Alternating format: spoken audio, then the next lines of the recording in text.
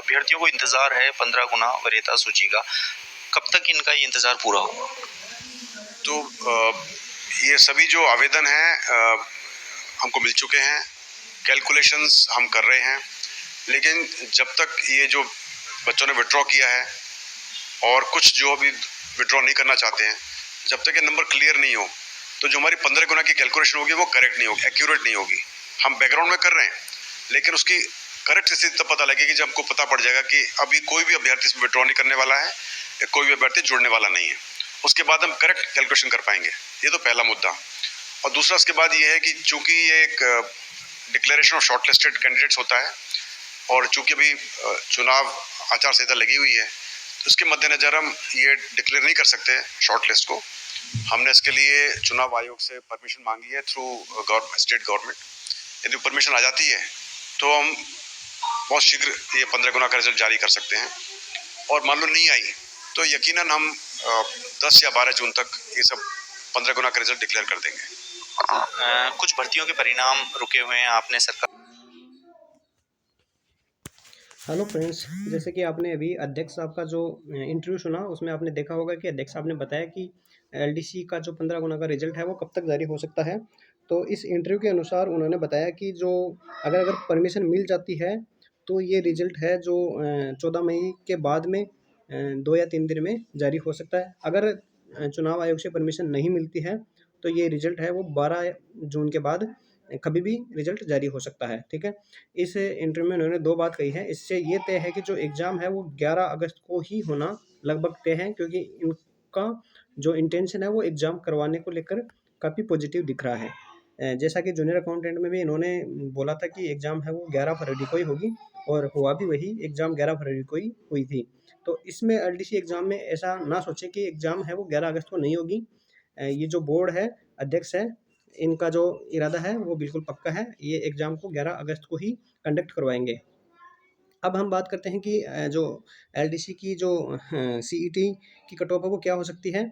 तो जैसे कि जो जूनियर अकाउंटेंट की देखें तो उस समय जो मेरा अनुमान था वो लगभग 165 था। ठीक है, 165 था। ये था 78,000 जो पोस्ट थी, 78,000 स्टूडेंट थे उनके लिए था। लेकिन अभी जो एलडीसी में थोड़ी पोस्ट कम है, तो उस समय इन्होंने 78,000 के बजाय कुछ 15 या 16,000 स्टूडेंट ज़्यादा पास किए थे, तो वो कट ऑफ थोड़ी कम हो गई। तो इसमें जैसे 41,000 पोस्ट है और लगभग ये 60 या 70,000 के आसपास स्टूडेंट हैं वो पास करेंगे। तो जो जूनियर अकाउंटेंट में जो कट ऑफ थी वो 154 थी जनरल की, और अदर कैटेगरी की भी इसके आसपास ही थी। तो मेरा अनुमान है जो अभी जो एलडीसी के लिए कट ऑफ है वो 154 से तो ज़्यादा होने वाली है।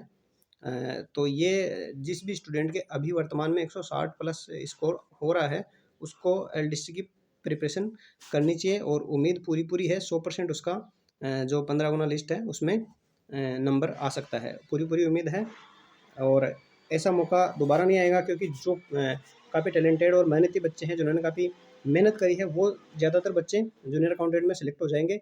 काफ़ी सेकंड ग्रेड में सेलेक्ट हो गए, और जो अदर स्टूडेंट हैं वो किसी और एग्ज़ाम में सेलेक्ट हो गए। अभी जो स्टूडेंट है जो मतलब कि काफ़ी किनारे पे आके रह गए जूनियर अकाउंटेंट में या अदर एग्ज़ाम में, उनके लिए सुनहरा मौका है।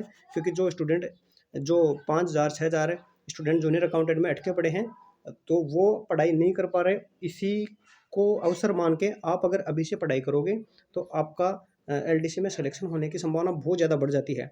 आगे जो आने वाली सीईटी है उसमें 40% या 50% का क्राइटेरिया फिक्स हो जाएगा, तो वो की वो भीड़ वापस आ जाएगी।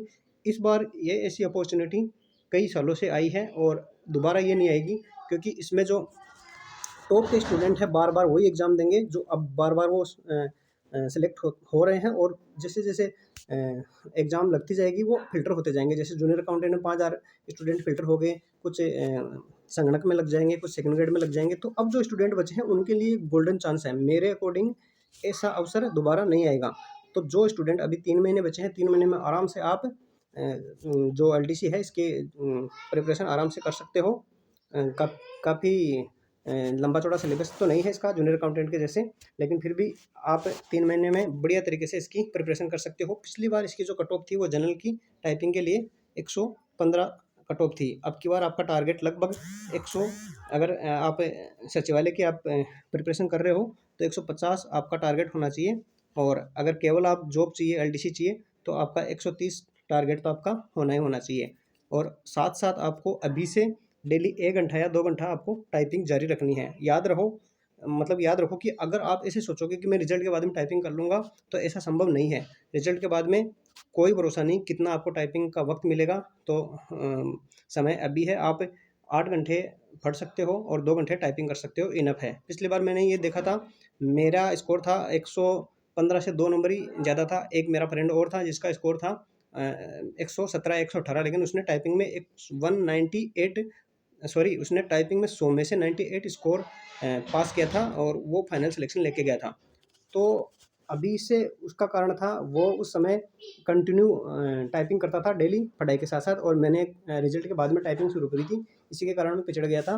तो जो भी स्टूडेंट है जिन्होंने मन बना लिया है कि एलडीसी एग्ज़ाम है, उसकी मैं प्रिपरेशन करूँगा, तो उसके लिए अभी से सही रहेगा कि वो टाइपिंग लगातार करता रहे। दूसरी चीज़, आपको एक चीज़ और बताऊँ, जो स्टूडेंट है जूनियर अकाउंटेंट एग्ज़ाम में कुछ मार्क्स से रह गए हैं, उनके लिए एक अपॉर्चुनिटी ये है कि अगर वो एलडीसी सचिवालय में सेलेक्ट होते हैं, टॉप 584 पोस्ट है, तो जूनियर अकाउंटेंट की जॉब उनके सामने फीकी है।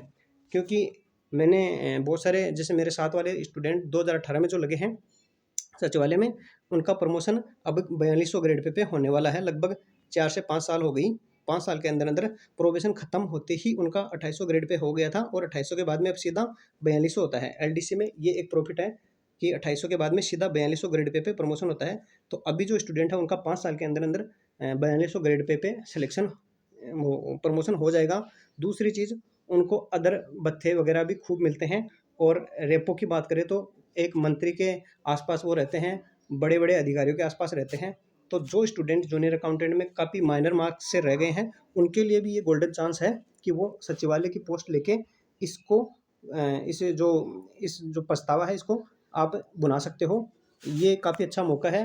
मैं भी साथ-साथ प्रिपरेशन कर रहा हूँ, लेकिन यही है कि जूनियर अकाउंटेंट में मेरे काफ़ी अच्छे मार्क्स हैं, इसलिए मेरा भी मन कम कर रहा है, लेकिन कोशिश करेंगे कि मैं भी टारगेट है वो सचिवालय को ही रखूँ।